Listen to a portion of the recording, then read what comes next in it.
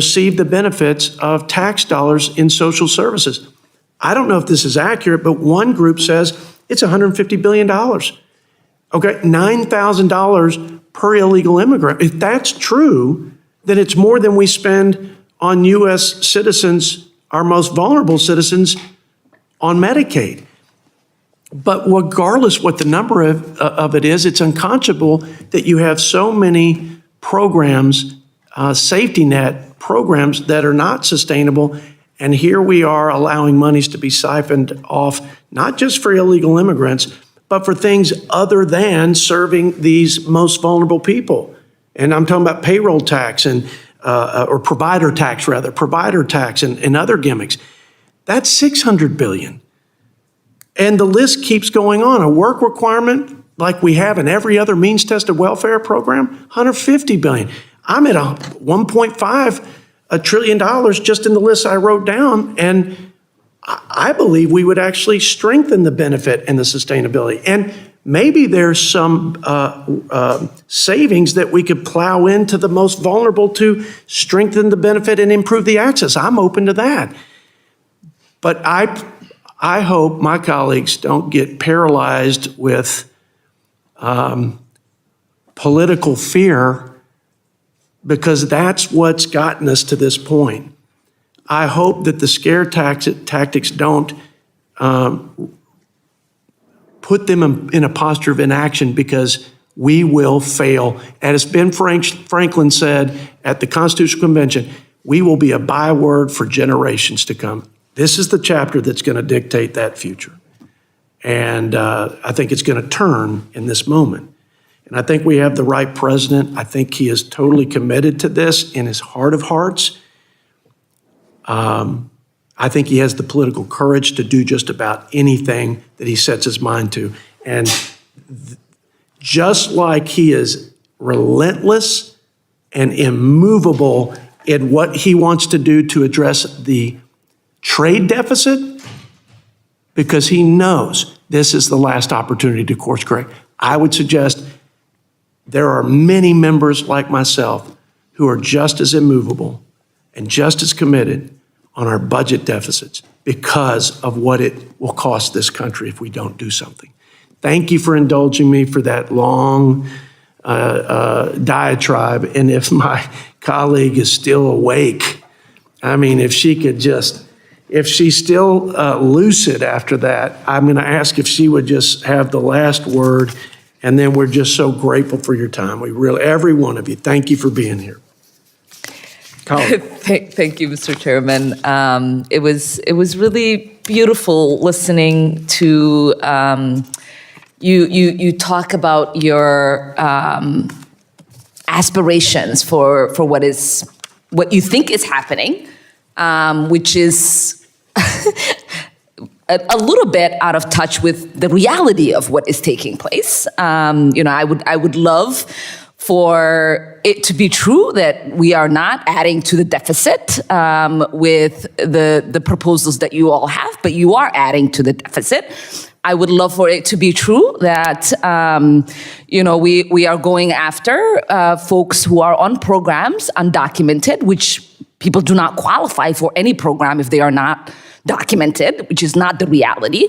And most people are in these conversations on your side of the aisle, I think that you only qualify for anything if you are a citizen of this country. There are a lot of people who are in America with documentation, who are to be here, who work, who contribute, who are taxpayers themselves, paying into programs. I was a legal resident for 5 years before I became a citizen, paid into the system. And so obviously I deserve the same right as everyone else who paid into the system to be able to benefit from the system I am paying into.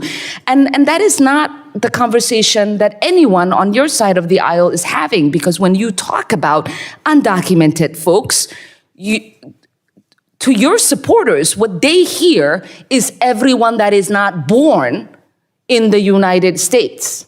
That is why they are looking at people who look like me and others and saying maybe they should get deported, because to them, If they don't look like you, Chairman, they don't deserve to be in the United States. They don't deserve to be receiving any benefits, regardless of whether they pay into it or not.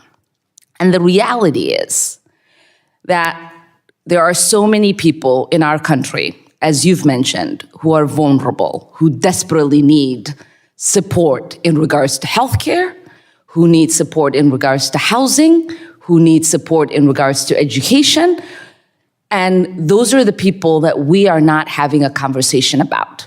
When you propose $880 billion in cuts to Medicaid, you are not only going after people who shouldn't have access to the program, who already don't have access to the program, but you are going after our healthcare infrastructure.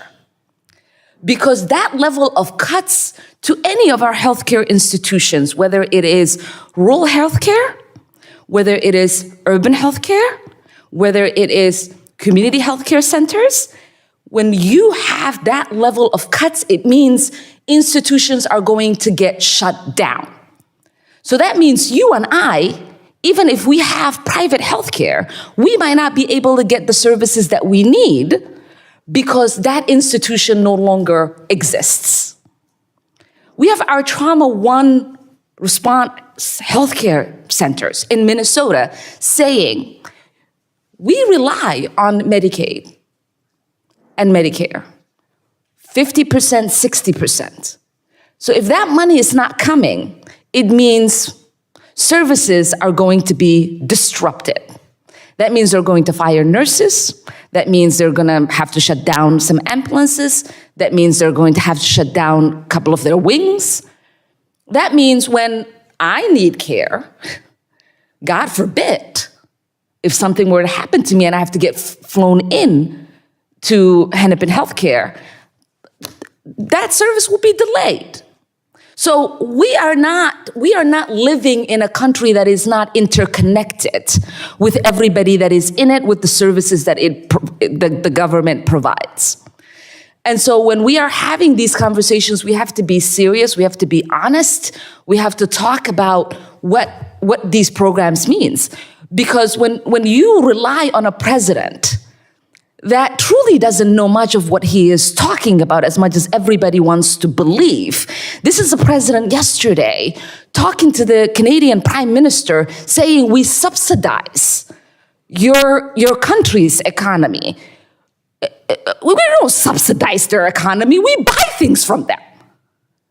Buying cars from them, buying steel from them, it's not subsidizing them, it's things we need in order to produce the things we need. In Minnesota, we have $22 billion trade with Canada. So this is, you can't take him seriously.